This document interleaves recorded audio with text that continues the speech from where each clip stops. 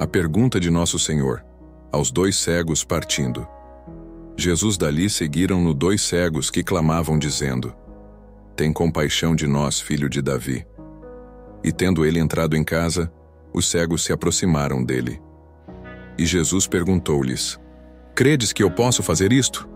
Responderam eles: Sim, Senhor. Então tocou-lhes os olhos, dizendo: Seja-vos feito segundo a vossa fé. E os olhos se lhes abriram. Mateus 9, 27 e 30. Hoje em dia, encontramos aqui e ali um mendigo, cego nas ruas de nossas cidades. Mas eles proliferam nas cidades do Oriente. A oftalmia é um flagelo no Egito e na Síria.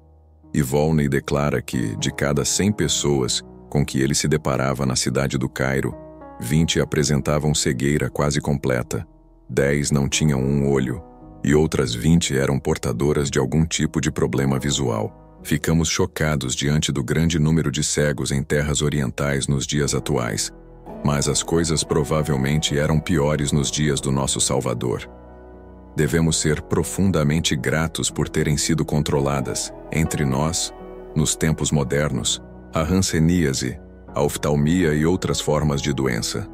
Assim, a praga que devastou nossa cidade 200 anos atrás não é mais vista hoje, e os nossos hospitais de isolamento 2 não estão mais repletos de hansenianos. A cegueira, por sua vez, é atualmente objeto de prevenção e cura, não sendo mais de modo algum um mal frequente a ponto de constituir uma fonte geradora de pobreza no país.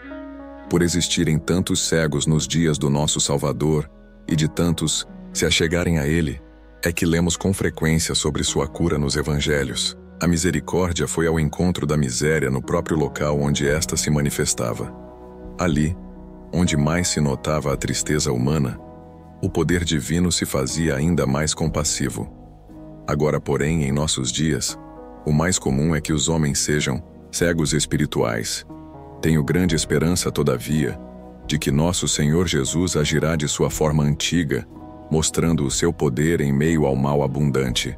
Estou certo de que existem alguns, neste exato momento, que desejam obter visão espiritual e, especialmente tal como os 2 cegos do texto acima, ver Jesus, visão esta que é vida eterna. Estamos aqui para falar àqueles que percebem sua cegueira espiritual e que suplicam pela luz de Deus, a luz do perdão, a luz do amor e da paz, a luz da santidade e da pureza. Nosso profundo desejo é que possa ser retirado o manto das trevas, que os raios divinos encontrem passagem por entre a escuridão interior da alma e que a noite do caráter obscurecido se vá para sempre. Que o instante do amanhecer se manifeste a muitos de vocês interiormente cegos. Iluminação imediata. Eis a bênção que rogo a Deus sobre vocês. Sei que a verdade pode permanecer na mente por muitos anos e finalmente produzir frutos. Neste momento, porém, nossa oração é pelo alcance de resultados imediatos, pois somente isso está de acordo com a natureza da luz sobre a qual falamos. No princípio, Jeová disse: haja luz, e houve luz. E quando Jeová Jesus caminhou, aqui na terra tocou os olhos dos cegos e eles receberam visão imediatamente. Que a mesma obra rápida se realize agora. Homens que foram conduzidos até Jesus, ou chegaram apalpando as paredes até o lugar onde sua voz proclamava sua presença, foram tocados por seus dedos e voltaram para casa sem um guia, regozijando-se por lhes haver Jesus Cristo aberto os olhos. Jesus ainda pode realizar maravilhas como essas. E sob total subordinação ao Espírito Santo, queremos pregar sua palavra e ver os sinais que se seguirão, esperando poder vê-los imediatamente.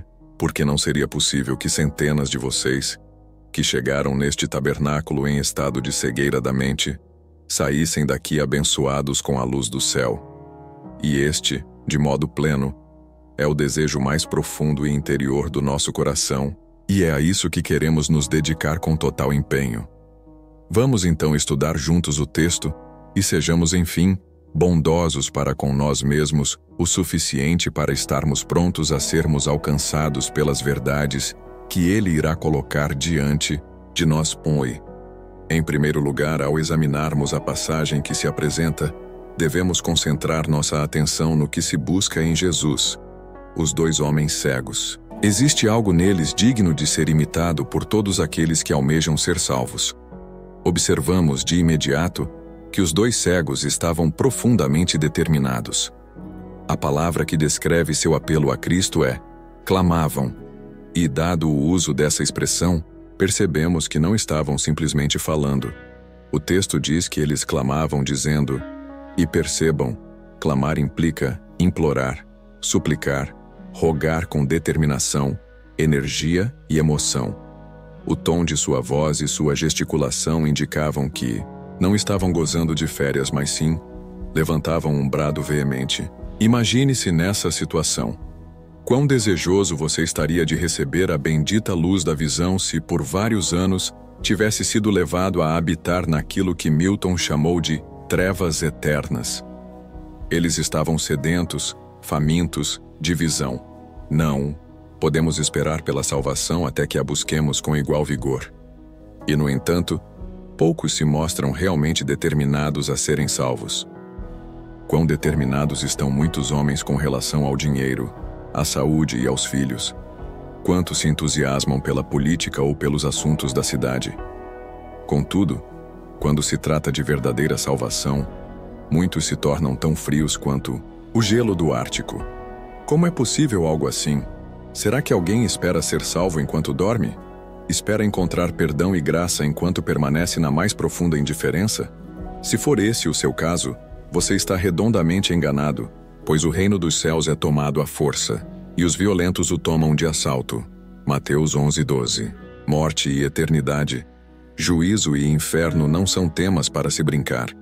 O destino da alma não é um assunto trivial, e a salvação por meio do precioso sangue de Cristo não é uma bagatela. Os homens não são salvos de irem parar no abismo somente por fazerem um pequeno sinal com a cabeça ou com os olhos. Não basta murmurar nosso Pai, ou pronunciar um apressado, Senhor, tem misericórdia de mim. Aqueles cegos continuariam cegos se não estivessem determinados a terem seus olhos abertos. Muitos permanecem em seus pecados porque não estão decididos a fugir deles. Esses homens estavam plenamente despertos. E você, meu prezado ouvinte, está acordado? Junte-se a mim para cantar estas 2 estrofes. Cristo, que agora passas por aqui. Tu és aquele que dá salvação. Ouve o pecador que clama a ti e cura a cegueira do meu coração. De coração me achego a ti, misericórdia e perdão eu imploro. Ferido e desprezado cheguei aqui. Restaura minha visão, eu oro. Por serem determinados, os cegos estavam cheios de perseverança e seguiram Cristo, continuando a fazer seu pedido. Mas como conseguiram acompanhar o caminho do Senhor, se nada enxergavam? Não sabemos, mas deve ter sido difícil.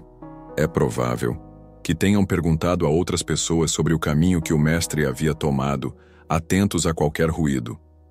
Certamente disseram aos que o cercavam: Onde está ele?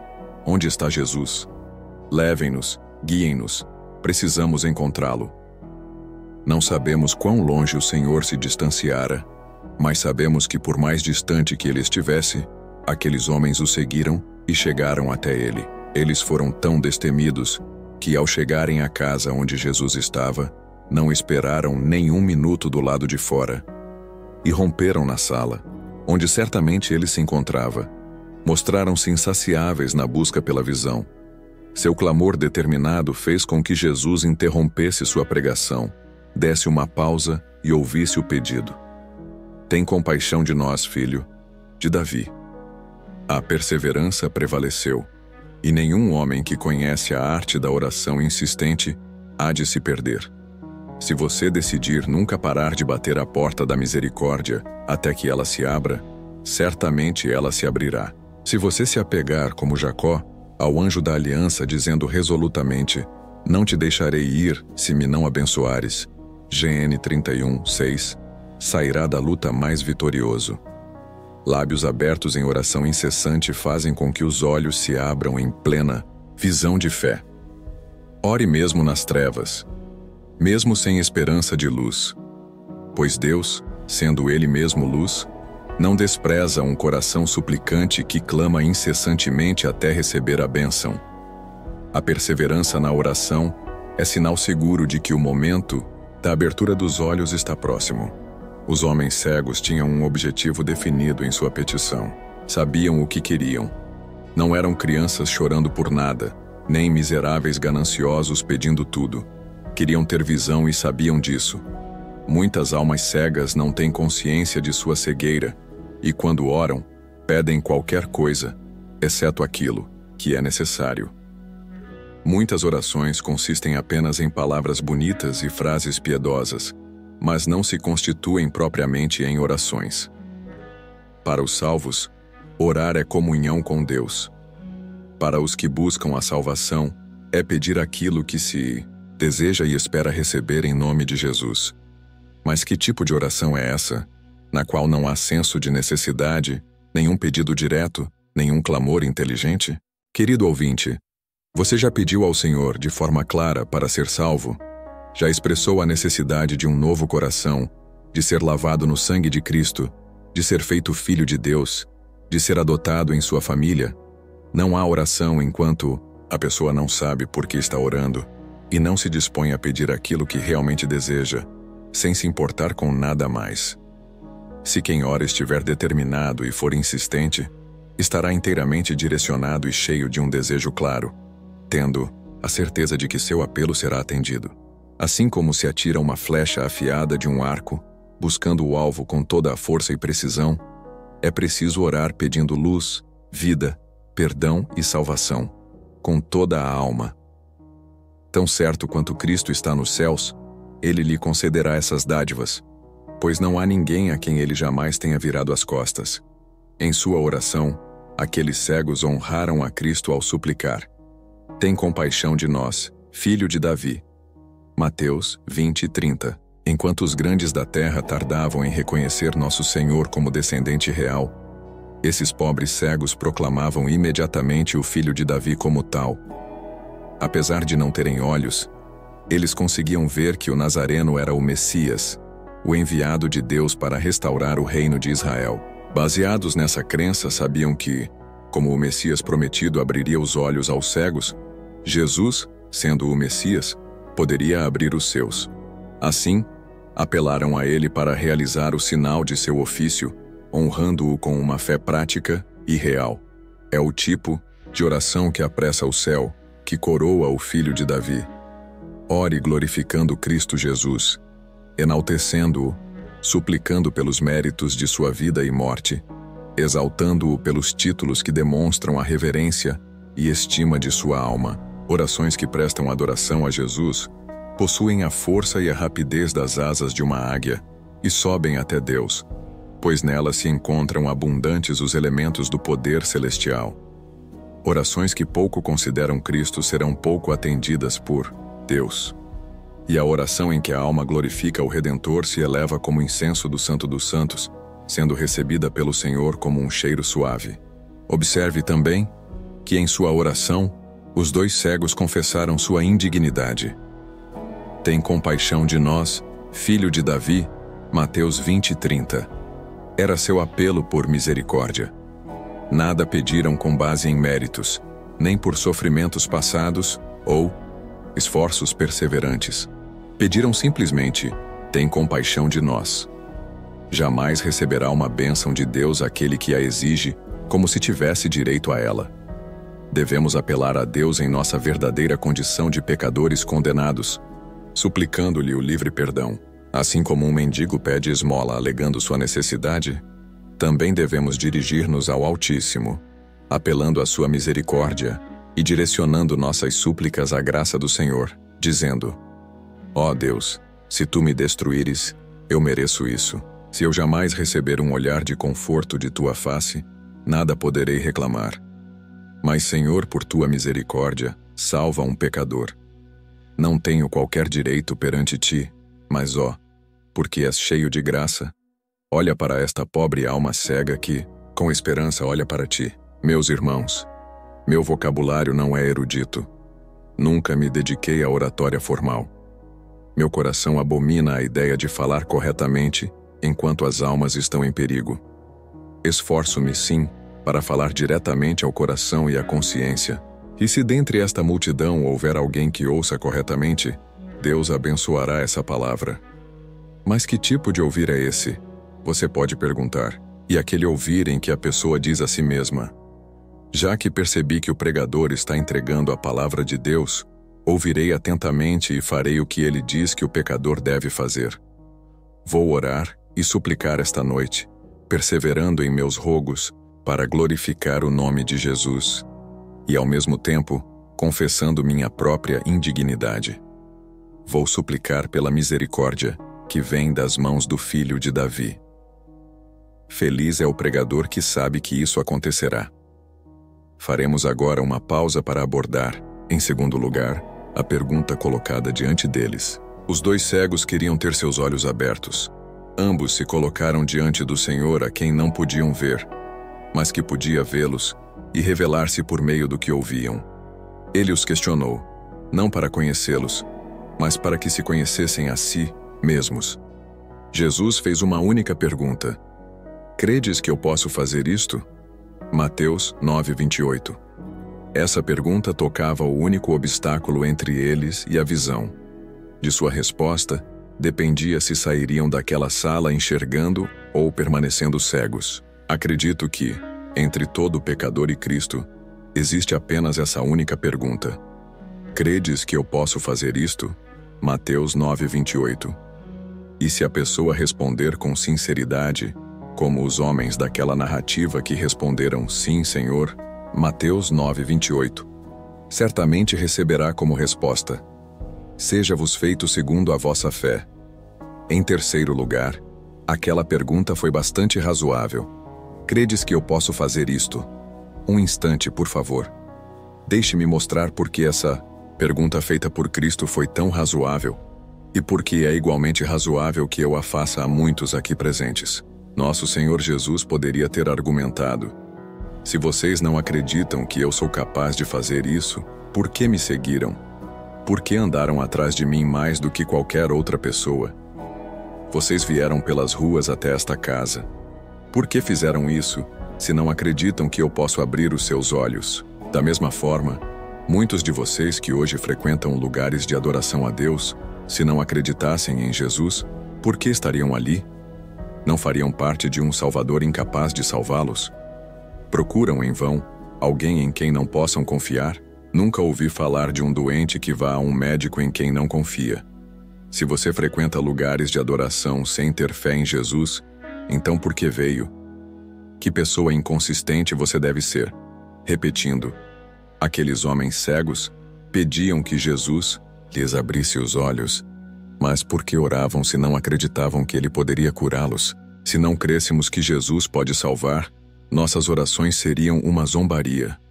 Você pediria a alguém algo que sabe que não pode fazer? As orações não devem ser mensuradas pela quantidade de fé que nelas colocamos. Sei que muitos têm o hábito de orar desde crianças, repetindo a fórmula que lhes foi ensinada. Mas por que orar se não se acredita que Jesus Cristo pode salvá-lo? Que inconsistência é orar sem fé? Em seguida, observe que a pergunta se referia à fé em Jesus. Credes que eu posso fazer isto? Se perguntássemos a um pecador despertado: você crê que pode salvar a si mesmo? Ele responderia: não, eu não creio. Já aprendi, e minha autossuficiência acabou. Se lhe perguntássemos se as ordenanças, os meios de graça e os sacramentos podem salvar, ele diria: já experimentei tudo isso, mas por si só é vaidade. De fato, não há nada em que se possa alicerçar nossa esperança, nem que seja por um breve momento, mas nossa busca nos lança unicamente em Jesus, levando-nos a ouvir o próprio Senhor perguntar: credes que eu posso fazer isto? Mateus 9:28. E se respondermos com sinceridade como aqueles que disseram sim, Senhor, receberemos: seja-vos feito segundo a vossa fé. Em seguida, ressalto novamente que a pergunta diz respeito à fé em Jesus. Credes que eu posso fazer isto? Não seria útil se os cegos dissessem: cremos que o Senhor pode ressuscitar os mortos. Não, o assunto é a abertura dos olhos. Vocês querem ter visão e a pergunta é se creem que eu posso fazer isto.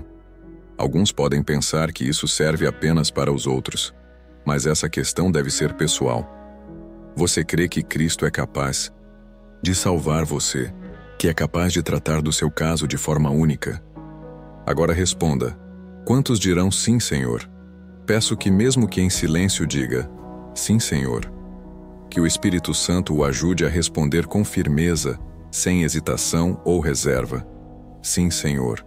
Olhos cegos, língua muda, coração frio. Eu sei, Senhor, que Tu és capaz de mudar tudo isso e confio em Ti para ser renovado por Tua graça divina. Diga isso com seriedade, de forma decisiva e com todo o coração. Sim, Senhor. Perceba que eles responderam de imediato.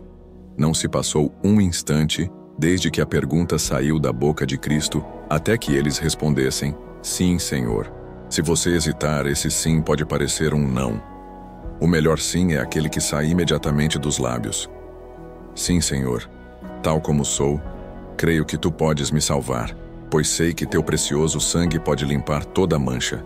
Apesar de eu ser um velho pecador, contumaz, tendo abandonado minha profissão de fé e me comportado como apóstata, mesmo que pareça um proscrito da sociedade, ainda creio que se Cristo morreu pelos pecadores e o Filho eterno de Deus foi ao céu interceder por eles, então Ele pode salvar perfeitamente os que se achegam a Deus. Esse é o tipo de resposta que Deus deseja de todos nós, que o Espírito de Deus a produza. Por fim, vejamos a reação do nosso Senhor à resposta deles. Ele disse: seja-vos feito segundo a vossa fé. Como se dissesse: se você acredita em mim, há luz para seus olhos cegos. Quanto mais verdadeira for sua fé, mais plena será sua visão. Se você acreditar de forma plena e decidida, não terá apenas um olho aberto ou ambos meio abertos, mas receberá a visão completa. A fé decidida eliminará qualquer defeito e tornará sua visão forte e clara. Se sua resposta for imediata, assim será a minha resposta. Você verá em um instante, pois creu em um instante. O poder do Senhor tocou a fé daqueles homens. Se sua fé era verdadeira, sua cura também seria. Se completa, a cura seria completa. Se eles dissessem sim de imediato, Jesus lhes daria visão imediatamente. Se você demorar para dizer sim, terá de esperar pela paz. Mas se nesta noite disser: eu vou me aventurar, pois já percebi que Jesus é capaz de me salvar e me entrego a Ele, receberá paz instantânea. Você que carrega um fardo nesta noite, encontrará descanso.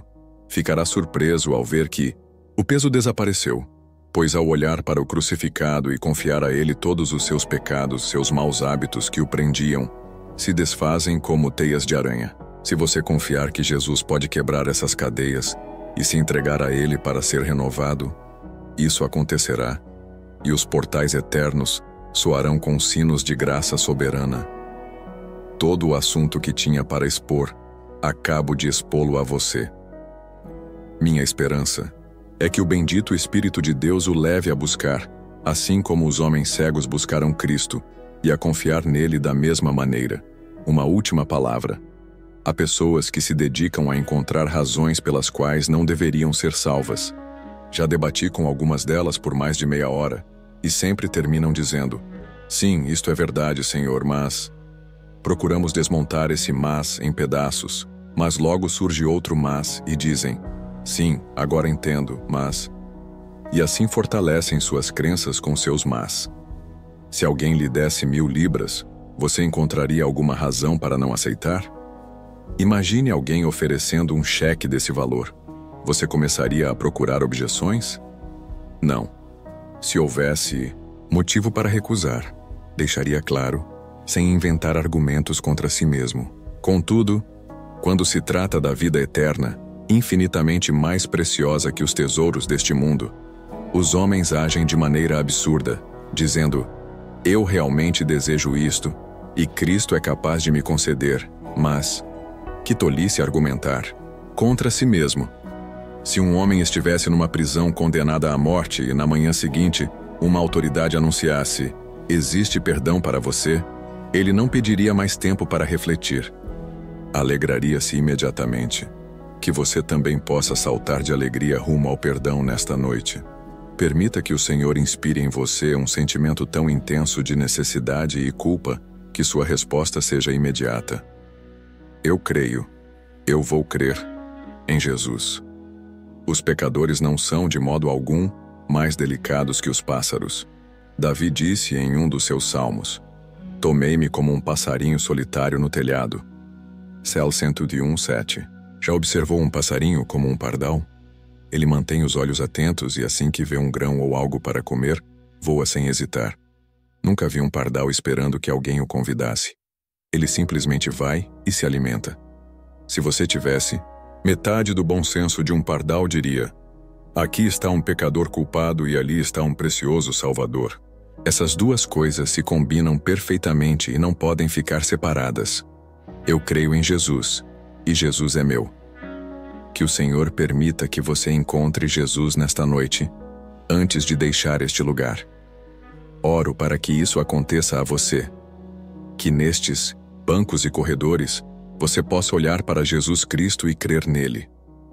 É apenas um olhar de simples confiança e uma entrega, a crença de que ele é capaz de fazer isto e a confiança de que o fará agora. Deus abençoe todos vocês e que possamos nos encontrar no céu. Pelo amor de Cristo. Amém.